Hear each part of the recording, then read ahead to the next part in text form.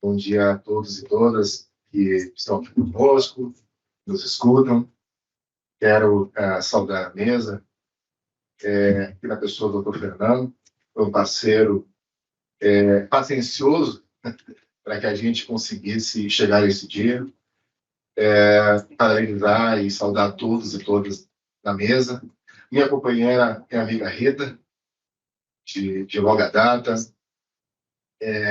Quero agradecer a presença da minha liderança maior, companheira deputada federal, Reginete Bispo, conselheira, toda mulher que entra para a história por conseguir ser a relatora do, finalmente, feriado do 20 de novembro. Obrigado, deputado.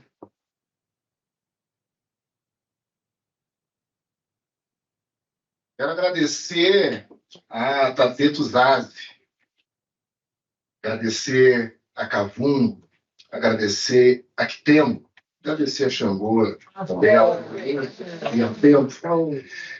Digo que, para nós do Candomblé de Angola, o tempo, né, mãe? Sua benção. O tempo é um orixá, uma divindade. O Gilberto Gil já cantou Tempo Rei, Caetano Veloso já também cantou sobre o tempo, porque o tempo, ninguém segura o tempo. Tem uma máxima, que a gente diz, perguntaram para o tempo quanto tempo tem, o tempo respondeu para o tempo, que só o tempo sabe o tempo que o tempo tem, que era tempo. Porque tempo é isso, o tempo a gente não regula, e teve essas discussões, inclusive, doutor Leonardo, para ser tempo de ter não só o primeiro ouvidor, que é negro, como o primeiro defensor federal geral negro. Então, nós temos...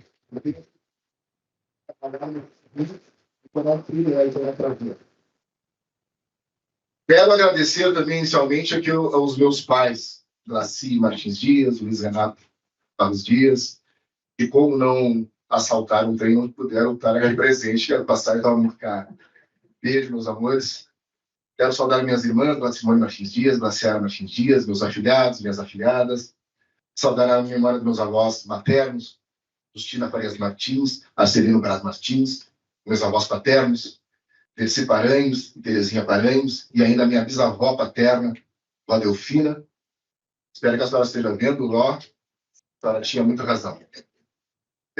Quero agradecer também a Helena Vilar, minha companheira, professora, para que eu consiga deixar de ser machista e parceira na luta antirracial, antirracista. Os meus amigos, nós estamos juntos e mais de 5 anos, com muitas conquistas, com muitas derrotas, porque somos ambos militantes de direitos humanos e sabe que no Brasil ser militante de direitos humanos e fundamentais não é fácil. E diziam que no dia 2 de fevereiro, nossos amigos em comum nunca tinham visto, dia da eleição, da ouvidoria, nunca tinham visto a Helena tão feliz, tão radiante e tão emocionada. Então, que bom que conseguisse vir, eu não estaria pleno se tu não estivesse aqui comigo.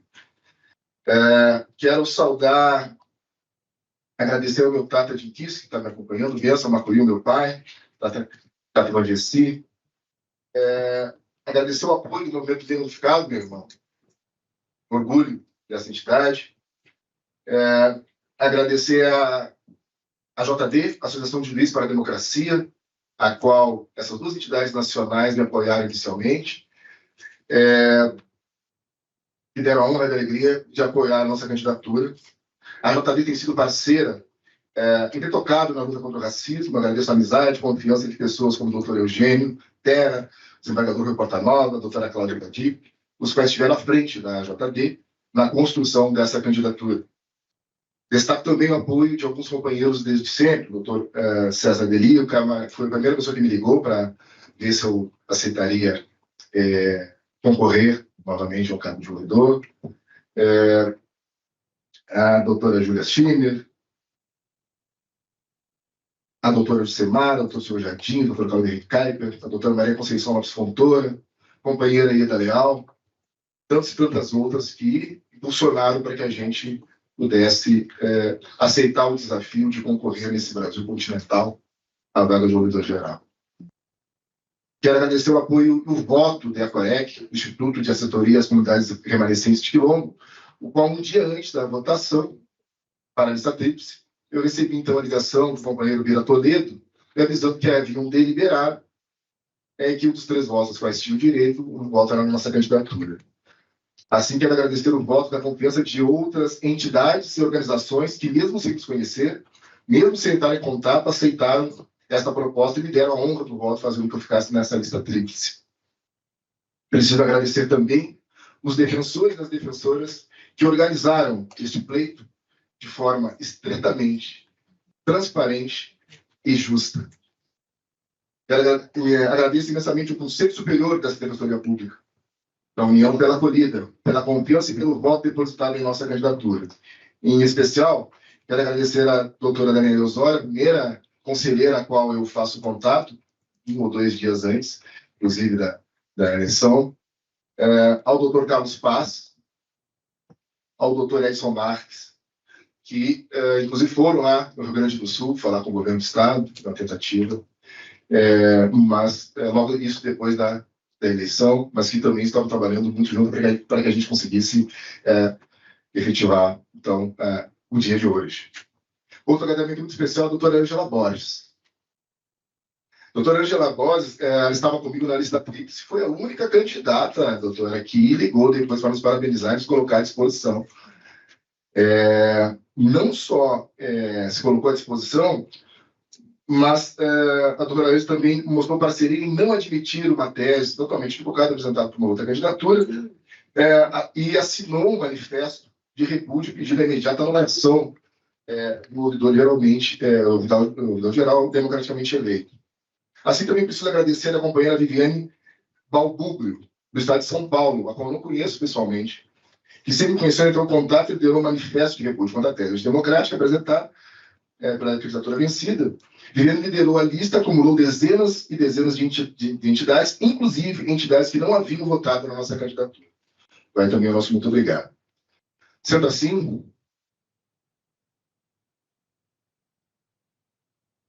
excelências, senhoras, senhores, companheiros, companheiras, amigos e amigas, Suelen, Luísa, a Defensoria Pública da União entra para a história nesse 14 de março de 2023, por várias razões importantíssimas, mas eu queria destacar uma ou duas.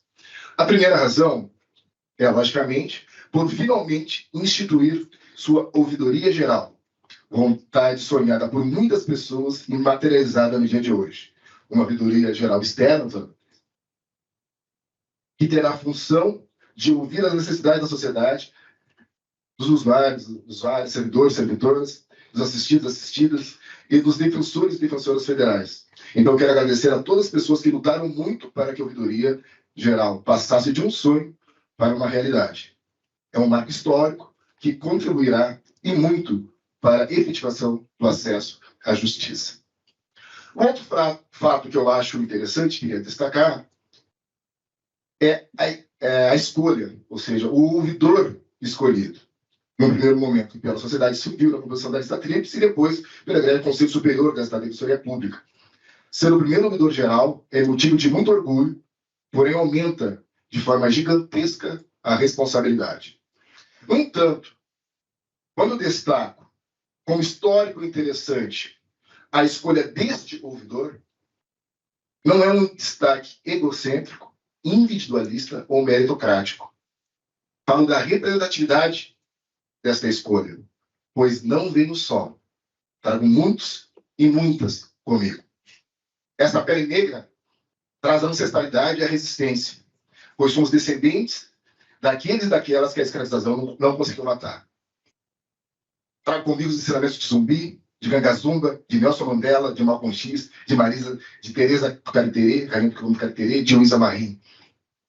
Somos herdeiros e herdeiras da força e da esperteza de Chica da Silva, da sabedoria e coragem de Rainha Nzinga, da resistência e liderança de Steve Biko, da terminação e bravura dos lanceiros negros, da ousadia e fibra de João Cândido, da herança revolucionária dos jacobinos negros do Haiti, do seu líder Arthur e Jean-Jacques Dessalines, da intelectualidade e competência de Lélia Gonzalez e da nossa querida Luísa Bairros, deputada regente bispo.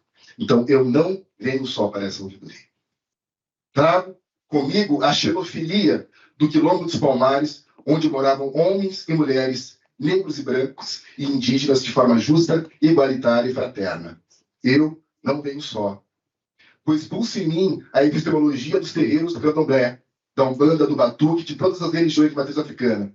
Pulsa da mesma forma o respeito por todas as religiões, a defesa pelo direito de não ter religião e a luta incansável contra a intolerância religiosa e o racismo religioso para que se concretize um dia a laicidade do Estado, pressuposto constitucional ainda em disputa.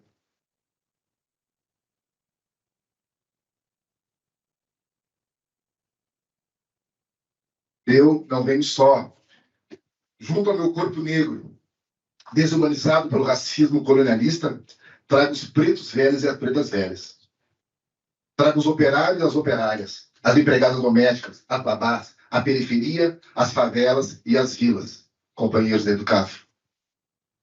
Axé. Beleza, aqui o nosso auditório. Axé, doutora, axé. Trago junto os corpos pretos que a tal bala perdida sempre age. Trago a preferência na abordagem policial. E, acima de tudo, trago a resistência e resiliência. Trago Esperança Garcia, primeira advogada do Brasil. Trago Luiz Gama, o maior jurista que o Brasil já teve e terá. Eu não venho só. Eu não venho só. Eu não venho só. E não vir sozinho é, do meu ponto de vista, o grande destaque dessa escolha consciente do Conselho Superior da Defensoria Pública da União. Entre tantos e outros homens e pessoas também capacitadas que buscaram esse cargo. Vejamos. No dia 22 de novembro deste ano, lembrávamos 113 anos da Revolta da Chibata. Como todos sabem, a Revolta da Chibata, ocorrida entre 22 a 27 de novembro de 1910, deu fim às atrocidades racistas da Marinha do Brasil. E quando falamos da Marinha do Brasil, falamos do Estado. Falamos da, então, jovem República. A revolta denunciava os baixíssimos salários, as péssimas condições de trabalho, os castigos corporais. É isto. Isso em 22 anos após o fim da escravização, 20 anos depois da derrubada da monarquia e da instauração da República, o Estado, a Marinha do Brasil e a República lenhava os corpos dos marinheiros, todos negros, achibatadas.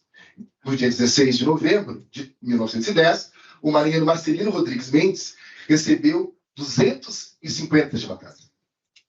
Mas veio a óbito, o que fez com que os marinheiros se revoltassem, liderados por, então, João Cândido Felisberto, mais conhecido como João Cândido, e Almirante Negro, título utilizado na música Mestre Sala dos Mares, composição de João Bosco e Aldir Blanc. Mas veja bem, o Mestre Sala dos Mares foi vetado pela ditadura militar. Foi censurado.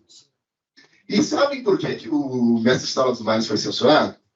A resposta é mais interessante ainda para o nosso dia de hoje. Foi censurado pelo título Almirante Negro, que, segundo a ditadura, incitaria a população negra a ter cargos de poder. Por esse motivo, eles agiram na canta, por isso nós conhecemos, o navegante negro, ao invés de almirante negro. Então vejamos bem, senhoras e senhores. Há 113 anos, a República chicoteava os seus marinheiros negros. Em 1970, o regime de exceção da ditadura obrigava a mudar a letra, para que não pegava bem ter um almirante negro. E hoje, toma posse no honrado cargo de ouvidor-geral de uma das instituições mais importantes para a democracia, não só um homem negro, na pele, mas negro na essência, negro na luta pelos direitos humanos e fundamentais. Foi uma escolha consciente desse Conselho Superior indicar como primeiro ouvidor não só um homem negro, mas um homem negro de terreiro, um homem negro militante do movimento negro, um homem negro pesquisador do direito dos racismos e antirracismo do direito.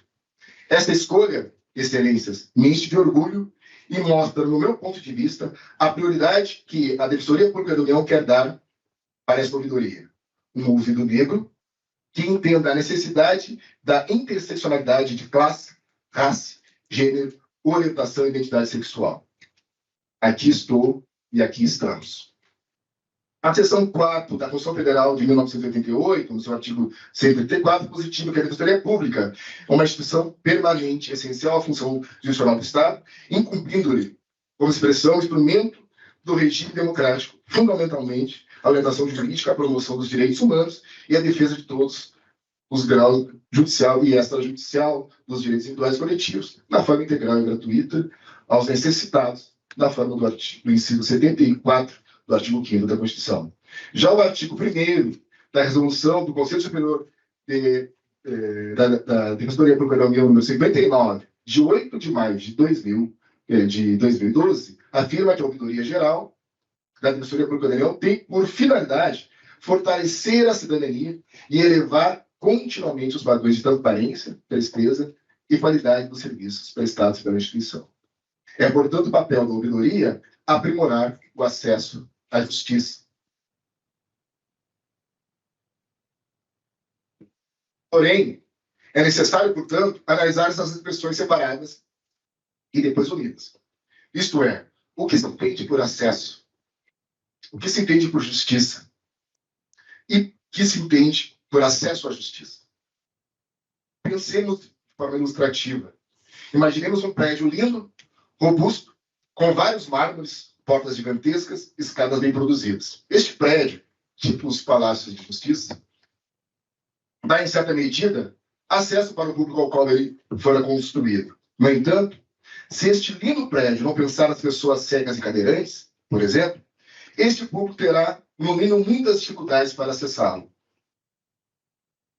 Ou seja, o prédio está lá, as portas estão abertas, mas ele não foi pensado para uma parte da população.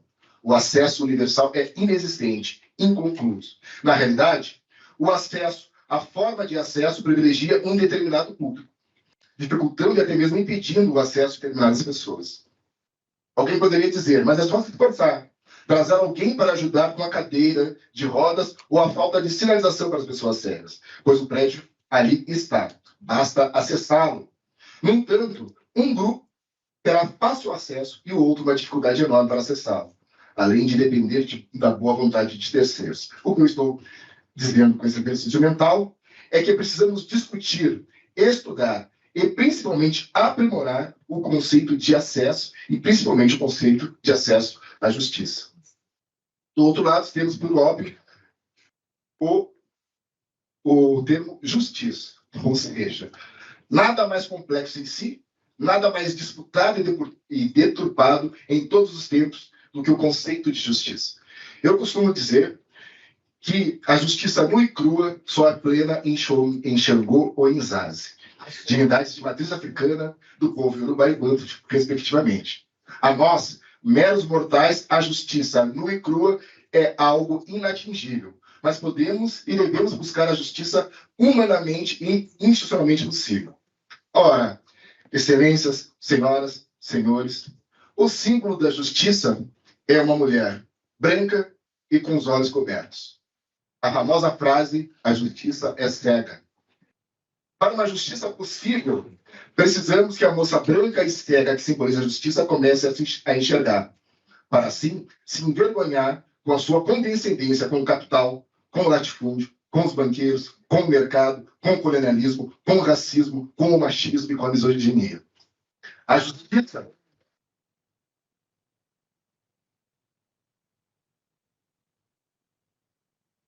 como está posta, precisa rever a sua parceria e condescendência com o encarceramento da juventude negra, com a política racista e classista de segurança pública que permite caveirão nas favelas enquanto os arsenais de armas são encontrados em condomínios de luxo.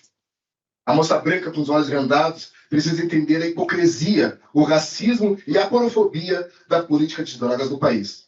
Assim como precisa ver as várias violências que as pessoas mais pobres e despossuídas são vítimas diuturnamente em nome da ordem. Ela precisa entender que o mandamento constitucional de inviolabilidade do domicílio não tem eficácia nas quebradas, nas vilas, nas favelas, pois lá, nas comunidades, é pé na porta, esculacho o tempo todo o tempo. Uma justiça branca com os olhos vendados faz o que fez ontem o Tribunal de Justiça do Estado de São Paulo, que decidiu no dia 13 que os policiais militares não são obrigados a usar câmeras corporais em operações que tenham como objetivo responder a ataques sofridos contra agentes de força de segurança do Estado. Ora, isso é trágico, não é cega, se esconde em vários momentos no véu de uma pseudo-cegueira para ser condescendente com o tal estado de coisas inconstitucionais, o qual existe somente para pessoas negras e pessoas pobres. A polícia brasileira é a que mais mata e é a que mais morre em confronto. É assustador que a justiça, da forma como ela é compreendida, encontre argumentos para disputar o uso de câmeras corporais, instrumento que já mostrou eficácia na diminuição de violência e de mortes por parte da polícia. A concepção de justiça, do direito e dos direitos precisam, portanto, serem repensados e aprimorados, pois foram concebidos pelo que denomina de branco-normatividade jurídica, um direito pensado a partir tão somente de Europa, como se não houvesse formas de direito dos povos indígenas e africanos, ensinado quase que exclusivamente por pessoas brancas, aprendido quase que exclusivamente por pessoas brancas e materializado num sistema de justiça essencialmente e maciçamente branco. A justiça tem sido monocultural, monoepistemológica, monoclassista e principalmente monocromática. Haja vista que mesmo masculina é essencialmente branca na cor e na essência.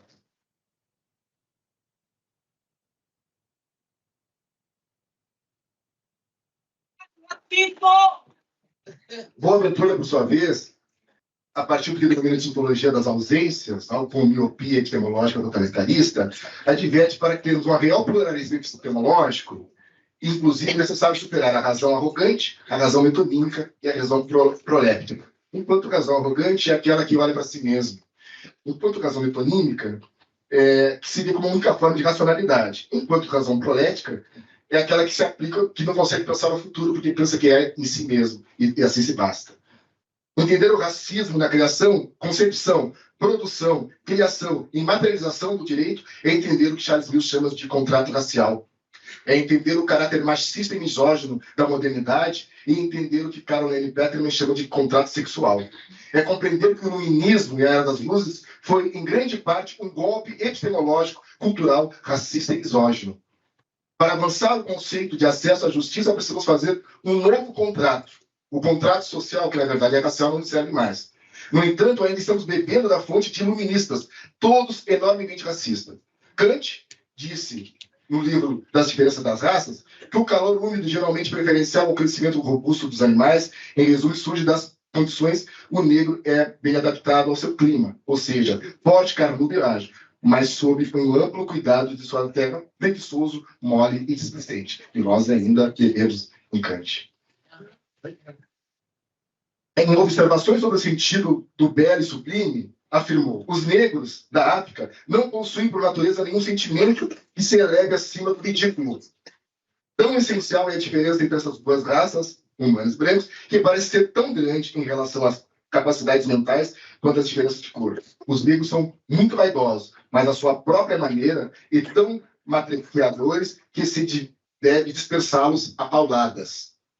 Hegel, lido e amado por quase todos nós, eu depois comecei a ter problemas, vai dizer o seguinte no livro Filosofia do Espírito Subjetivo, de 1805, que o negro não progride para a diferença, não progride para o pensamento, para um fim universal que se torna o elemento determinante para a ação do indivíduo. Portanto, eles, em geral, são desprovidos de pensamento. E Montesquieu, o camarada da separação dos poderes. No próprio livro Espírito das Leis, lá no capítulo 5, ele tem da escravidão dos negros. E abre aspas, ele vai dizer o seguinte: se eu tivesse que defender o direito que tivemos em tornar os escravos negros, eis o que eu diria. Aqueles que se trata são pretos, dos pés à cabeça, e têm o nariz tão achatado que é quase impossível ter pena deles. Não podemos convencer que Deus, que é um ser muito sábio, tenha posto uma alma, principalmente uma alma boa, num corpo todo preto. Isso está no Espírito das Leis, livro ensinado em todas as faculdades de Direito do Brasil. Ora, o problema, amigos e amigas, é que esses pensadores extremamente racistas cunharam o conceito de modernidade, de Estado, de direito e de justiça. Precisamos repactuar para avançarmos sobre uma ótica antirracista, antissexista e anti-LGBTfóbica. Portanto, esta ouvidoria irá concentrar esforços para um permanente e profundo debate sobre democracia representativa, direito, justiça e acesso à justiça numa ótica contra-hegemônica. A ouvidoria geral irá construir, juntamente com a sociedade civil, as articulações necessárias para o aperfeiçoamento da própria Defensoria Pública da União. Pois uma instituição que tem o dever constitucional de promover os direitos humanos precisa de uma estrutura que dê conta de tal demanda.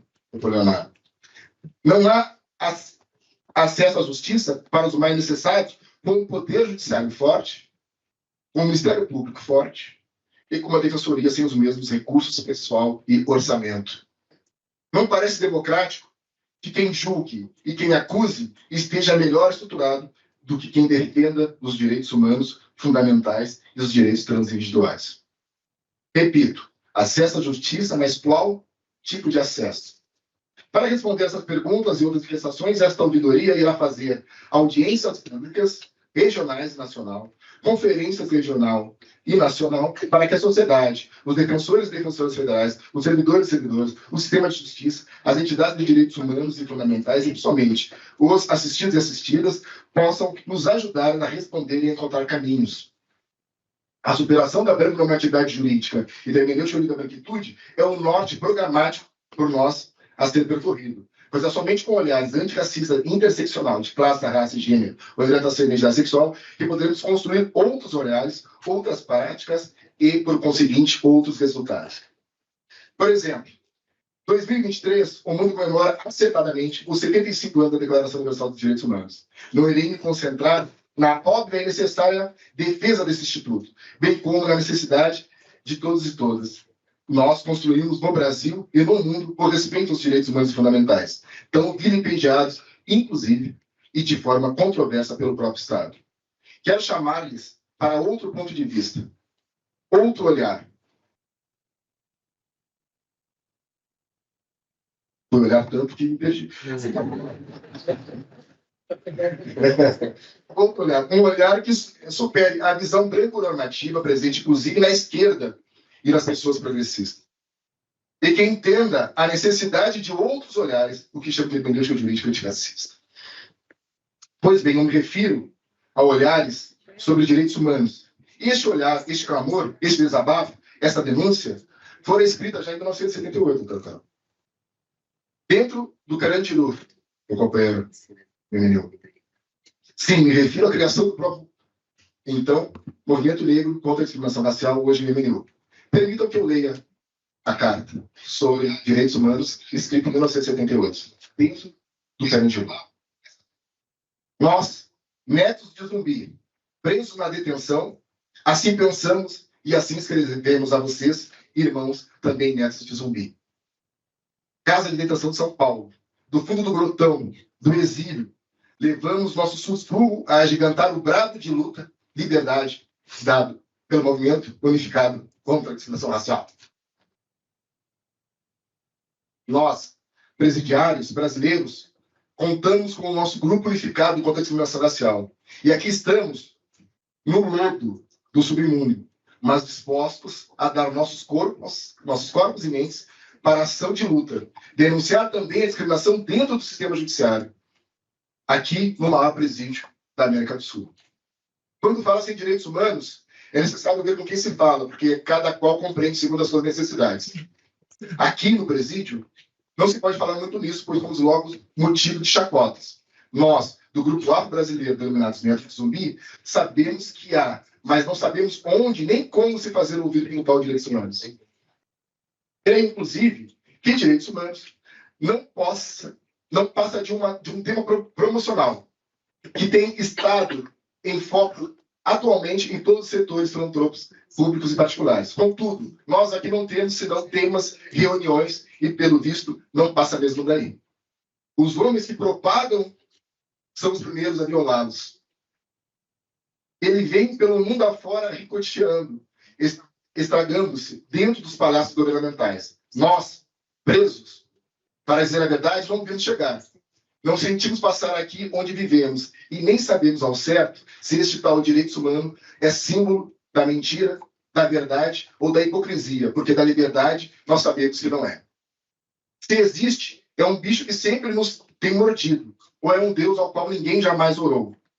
Agora desperta em nós uma curiosidade de homens negros e ignorantes. Queremos saber o que são esses tais direitos humanos?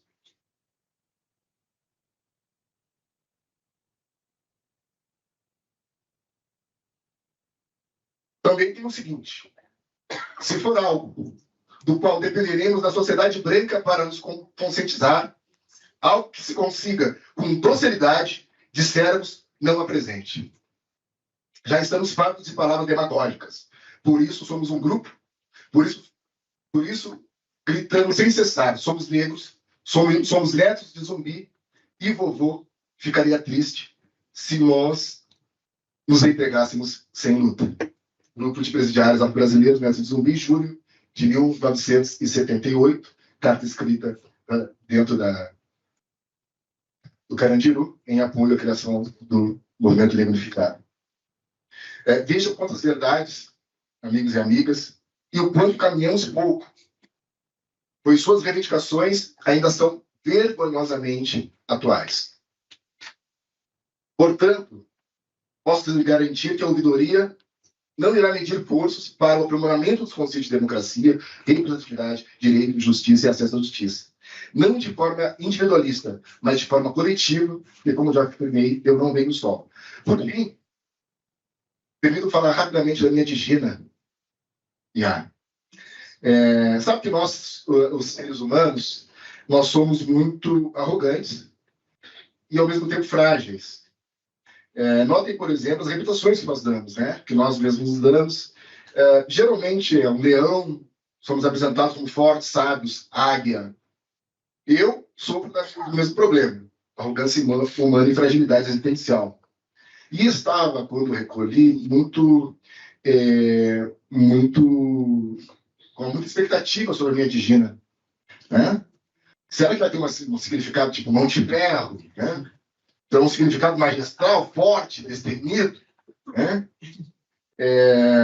Pois bem, a Helena, que entre tantas coisas também entende em numerologia, acabou fazendo a minha numerologia certa feita.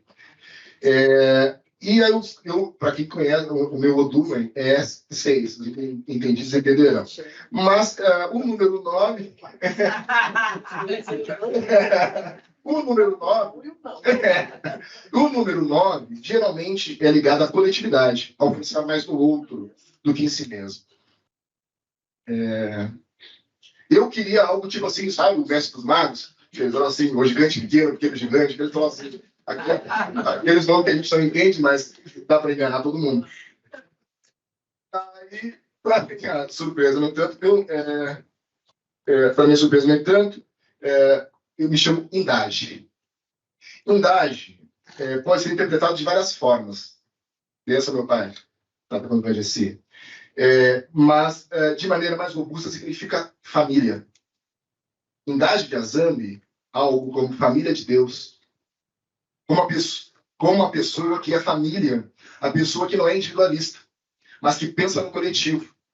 Quando entendi que era o meu número 9, entendi que a minha essência é a coletividade, a busca por justiça, não para mim, mas para a coletividade, pela coletividade e com a coletividade. Então, eu não venho só. Chego com a minha idade, com a minha família, com a sociedade civil, com o movimento negro, com o povo de terreiro, com os defensores e defensoras de direitos humanos, com indígenas, com os sem teto, com os sem terra, com os mais necessitados, para que, juntamente com os defensores e defensoras federais, com servidores e servidoras, com o Conselho Superior da Assessoria Pública da União, com os assistidos e assistidas, criar, a partir de hoje, uma ouvidoria geral comprometida com a radicalidade na democracia em toda a sua plenitude. O Barista Calcabicile, Zé Quatenzar, muito obrigado. Parabéns!